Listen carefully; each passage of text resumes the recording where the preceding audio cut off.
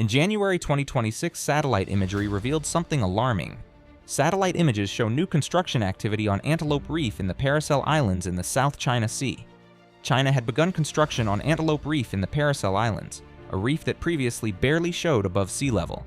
New access channels were being cut for heavy equipment. New infrastructure was rising from coral that a decade ago was home to fish and seabirds. If completed, the installation would add a helipad anchorage for Chinese vessels and a radar station to an already contested corner of the South China Sea. That same month, Japan dispatched a mining ship to a remote Pacific atoll. The ship descended 6 kilometers to the ocean floor to attempt the world's first extraction of rare earth minerals from deep seabed deposits. Because China had just banned exports of rare earth elements to Japan, and Japan needed to find an alternative supply of the minerals that power its semiconductors, drones, and advanced weapon systems.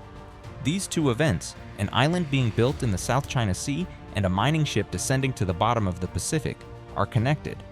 They are both responses to the same geographic reality. In the 21st century, the world's most strategically valuable real estate is not in the great industrial heartlands of continents. It is not in capital cities or oil fields or industrial zones. It is on tiny coral atolls and volcanic peaks scattered across the Pacific and Indian Oceans. Islands that most people cannot find on a map. Islands that are becoming the front lines of the most consequential geopolitical competition on Earth. Subscribe to Where on Earth and hit the bell. Now let us understand why remote islands have become the most contested geography on Earth. The geography starts with a concept called the island chain strategy. A map of the Pacific Ocean shows 3 arcs of islands running from north to south across the western Pacific. The first island chain runs from Japan southward through the Ryukyu Islands, Taiwan, the Philippines, and Borneo to the Malay Peninsula. The second island chain runs further east from the Mariana Islands through Guam and Palau to Papua New Guinea. The third island chain extends across the central Pacific from the Aleutians through Hawaii and down toward New Zealand. These 3 island chains are the geographic framework of the most important military competition in the world right now. The United States and its Pacific allies control the islands of the first island chain: Japan, South Korea, Taiwan, the Philippines. American bases on these islands, and on Guam in the second island chain, can monitor every ship and aircraft moving in the waters between East Asia and the open Pacific. They can project military force across the entire western Pacific from their island positions, and they can close the narrow straits between the islands of the first chain to Chinese naval vessels trying to exit into the open Pacific. This is the geographic trap that China faces. We covered it in detail in our video on why China can never be a true naval power. Every Chinese warship must pass through waters controlled by the first island chain to reach the open Pacific: the Miyako Strait between Japan's Ryukyu Islands, the Luzon Strait between Taiwan and the Philippines, the Malacca Strait between Malaysia and Indonesia, all of them controlled or influenced by US allies on the adjacent islands. China cannot become a true global naval power without breaking through this island geography, and the United States cannot maintain its Pacific dominance without holding these islands. The islands are not peripheral, they are the entire game. The 2026 U.S. National Defense Strategy, published earlier this year, explicitly orders American forces to build posture and sustain a strong denial defense along the first island chain. $982 million is being invested in dispersal training and prepositioning facilities in Pacific Island nations. $185 million for a new tactical multi-mission over-the-horizon radar system in Palau. The United States is spending $1 billion on tiny Pacific Island infrastructure because those islands control the geography of the next potential conflict. Now let us understand exactly why a tiny island has military value out of all proportion to its size. A coral atoll seen from above sits in the middle of the Pacific Ocean with nothing visible for hundreds of kilometers in every direction.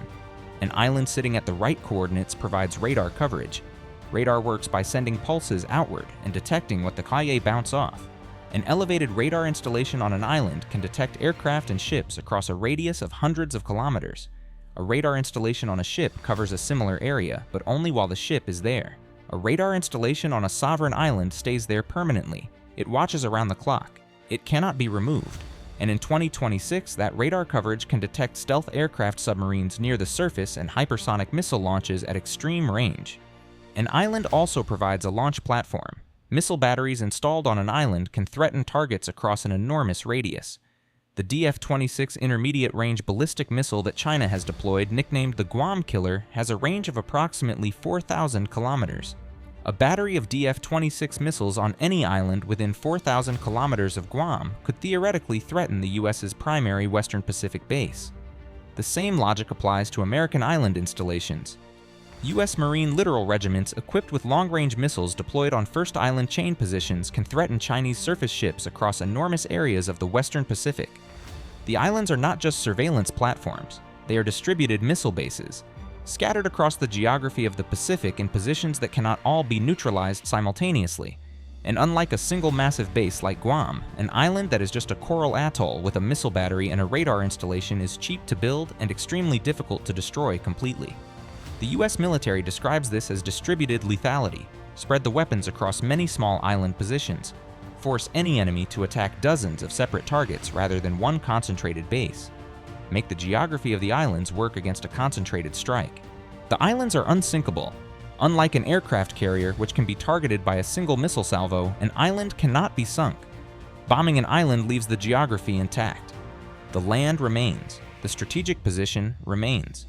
You must either invade with ground forces or accept that the island will eventually be rebuilt and rearmed. Both options are enormously costly. Now let us understand the second geographic layer that makes these islands so valuable, the undersea cables.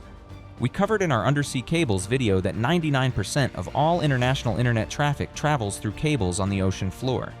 Those cables have to come ashore somewhere, and the most efficient routes for Pacific cables bring them ashore at or near Pacific Island locations. Many Pacific islands sit directly above the landing points or transit routes of undersea cables connecting Asia to the Americas.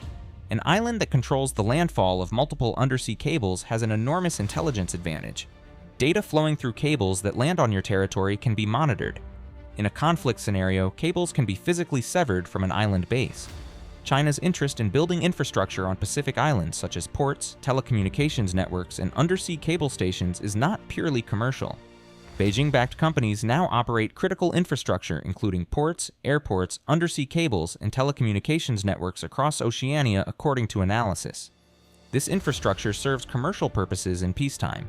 In a conflict, it could support early warning operations or integrate into a kill chain for the People's Liberation Army. The Solomon Islands security deal with China in 2022 was alarming to Western intelligence because it gave China potential access to a central Pacific island that sits on approaches to several undersea cable routes. The United States immediately opened an embassy in the Solomon Islands after the deal was announced, something it had not done for years. Geographic reality forced diplomatic urgency. Now let us understand the third geographic layer, the exclusive economic zone. Under international maritime law, a sovereign state has exclusive rights to the ocean and seabed within 200 nautical miles of its coastline. This exclusive economic zone, or EEZ, gives the controlling nation the right to fish its waters, mine its seabed, and extract oil and gas from its continental shelf. A tiny coral atoll with 100 inhabitants has an EEZ of 200 nautical miles in every direction. That is approximately 125,000 square kilometers of ocean, an area larger than England. And the seabed within that EEZ may contain rare earth minerals, cobalt, manganese, and other critical materials that are essential for producing next-generation batteries, drones processors, and advanced weapons. Japan's mining expedition to the remote Pacific atoll in January 2026 was driven by the geography of the EEZ. Japan's EEZ in the Pacific extends over enormous areas. Within those areas, seabed surveys have identified deposits of rare earth minerals, the same materials that China currently dominates in land-based mining. Japan was attempting to extract those minerals from 6 kilometers below the ocean surface because China had demonstrated in January 2026 that it was prepared to weaponize its rare earth supply by banning exports. The EEZ of tiny Pacific islands could contain the mineral supply chains that determine which nation can build the advanced technology of the next generation. Control the island. Control the EEZ, control the minerals, control the technology, control the conflict. Now let us look at the specific geographic competition playing out right now. China has spent 20 years building a comprehensive influence strategy across the Pacific. It has funded infrastructure projects across Pacific Island nations, ports, airports, roads, telecommunications networks. These projects are commercially presented as development aid. Their geographic effect is to give China access to island positions across the Pacific. The Solomon Islands security deal was the most dramatic public example, but it was not isolated. Chinese state-backed companies operate port facilities across multiple Pacific Island nations, in Papua New Guinea, in Vanuatu, in Fiji. Each port facility sits at geographic coordinates that have strategic value in any future military scenario. The United States has responded with its own island geography strategy. The Compacts of Free Association give America exclusive military access to 3 strategically positioned Pacific Island nations. In exchange, they provide economic support to those nations. The Marshall Islands host the Ronald Reagan Ballistic Missile Test Site. The facility tests and tracks intercontinental ballistic missiles across the Pacific. Palau received a $197 million radar installation. The Philippines renewed the Visiting Forces Agreement with the United States in 2021. The Philippines announced 4 new U.S. base locations in 2023. Japan and the U.S. agreed in 2026 to expand joint military training across the first island chain. Both sides are racing to secure island positions, building infrastructure, signing agreements, positioning forces at geographic coordinates that will determine who controls the Pacific. Now, let us look at the most alarming recent development. China built on Antelope Reef in January 2026. The Paracel Islands are disputed between China and Vietnam. China has administered them since 1974, when it seized the Western Group by force from South Vietnam. Adding a new installation at Antelope Reef extends Chinese radar and military coverage further across the central South China Sea. It pushes Chinese A-2AD capabilities further from the Chinese mainland. It places potential radar coverage and missile batteries at coordinates that threaten a wider area of U.S. and allied maritime activity. The construction was documented by satellite and not announced by China. The Council on Foreign Relations reported it in January 2026. It represents the same geographic logic China applied when it built artificial islands in the Spratly Islands. Transform a submerged reef into a sovereign island. Build a runway and install missiles. Control the airspace and sea lanes around it. Permanently.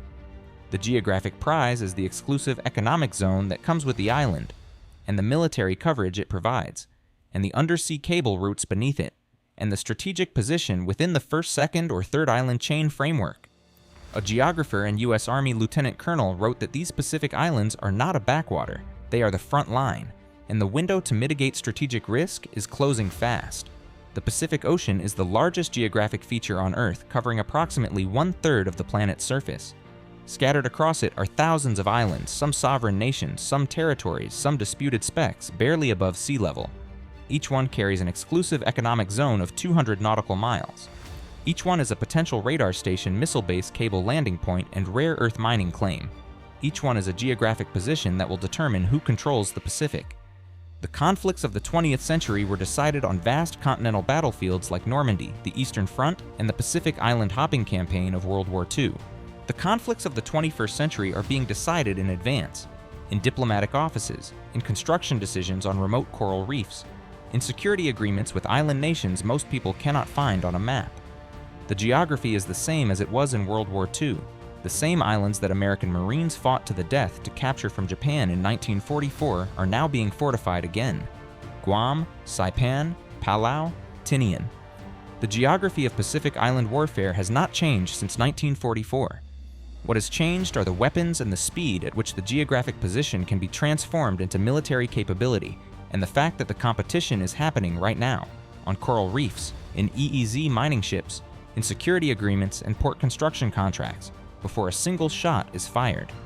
The next great conflict will not begin on a continental battlefield. It will have already been decided by who controls the tiny dots on the map of the Pacific. Subscribe to Where on Earth for weekly geography that reveals the strategic forces shaping the world. Hit the bell and drop your comments below, because the world looks very different when you understand the geography of the islands that will decide the next century.